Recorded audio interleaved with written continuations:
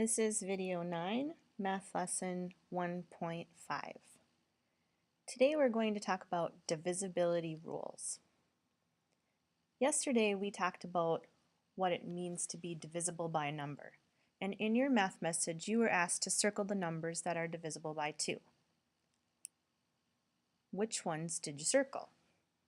Okay, check your work.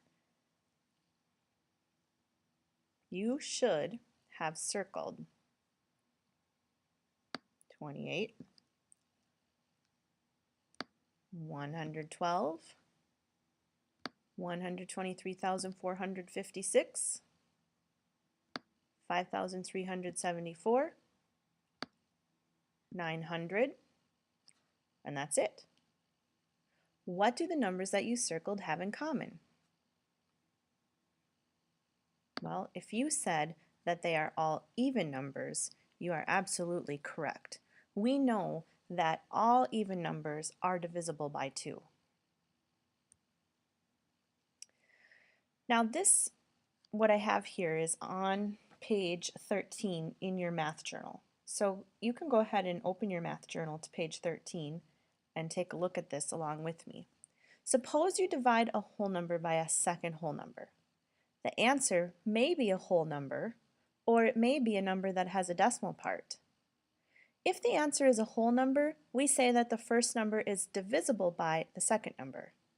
If the answer has a decimal part, the first number is not divisible by the second number. Now this is exactly what we talked about in the last lesson when we talked about divisibility. If you have a remainder that is not 0, you know that it didn't work out evenly, so it's not divisible. Now, sometimes you can use your calculator to figure this out. Okay, go ahead and grab your calculator, take a look at example 1. Is 135 divisible by 5? To find out, divide 135 by 5. You can punch it right into your calculator. 135 divided by 5 equals, and your calculator display should show 27. The answer, 27, is a whole number. So 135 is divisible by 5. Let's take a look at the second example. Is 122 divisible by 5? To find out, divide 122 by 5. Punch it right in your calculator. 122 divided by 5 equals, and your display should show 24.4. The answer, 24.4, has a decimal part. So we know it did not work out evenly. So 122 is not divisible by 5. This is how you can use your calculator to check divisibility. So now you have some problems on the page. Go ahead and pause this video and use your calculator to answer the questions. Just write yes or no in the blank. Yes, it's divisible. No, it's not. And once you have finished writing yes or no for all of these, start the video again. Okay, so when you looked at the first problem, is 267 divisible by 9? The answer is no. I'm going to put an N. Number 4, is 552 divisible by 6? Yes, it is. I'm going to put a Y for yes. Number 5, is 809 divisible by 7? No. Number 6, is 7002 divisible by 3? Yes, it is. Number 7, is 4,735 divisible by 5? Hopefully you didn't even need to look at your calculator for that. Yes, it is. 4,735 ends with a 5.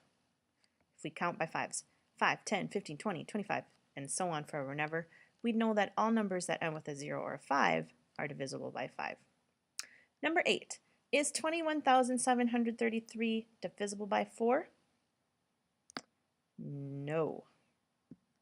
Number 9, is 5,268 divisible by 22? No.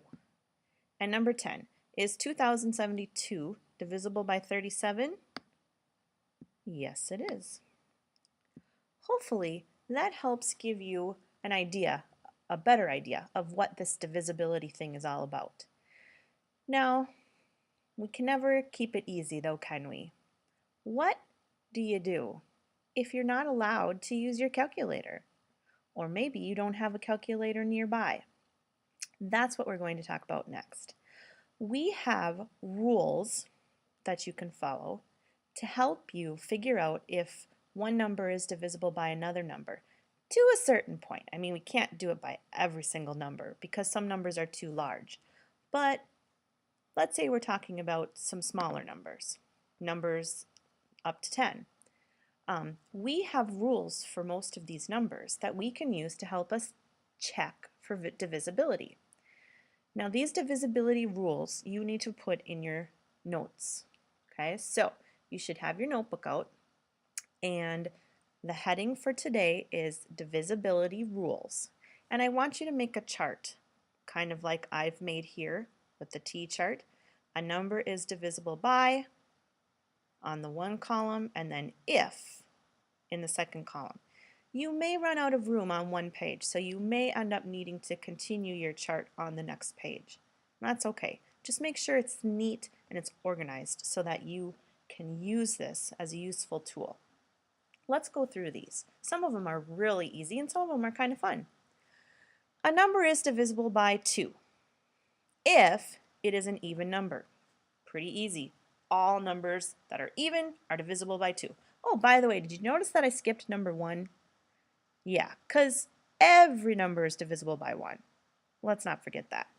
1 should always be on the list of factors. Okay, so we know 1, we know 2. A number is divisible by 3 if the sum of its digits is divisible by 3. Sum, remember that's adding up the digits. Okay, so let's take a look at this example. Is 246 divisible by 3? Well, if we add the digits in 246, we've got a 2 plus a 4 plus a 6. That totals 12. Okay, the sum of its digits is 12. And 12 is divisible by 3. So the answer is yes, 246 is divisible by 3. Pretty cool trick, huh? Remember that one because we're going to use a similar trick later. A number is divisible by 4 if the number formed by the ones and tens places is divisible by 4. For example, is 246 divisible by 4? Well, in the number 246, we're going to look at the ones and tens places. And right here, we have the number 46. That's the number we're going to look at. 46 is not divisible by 4.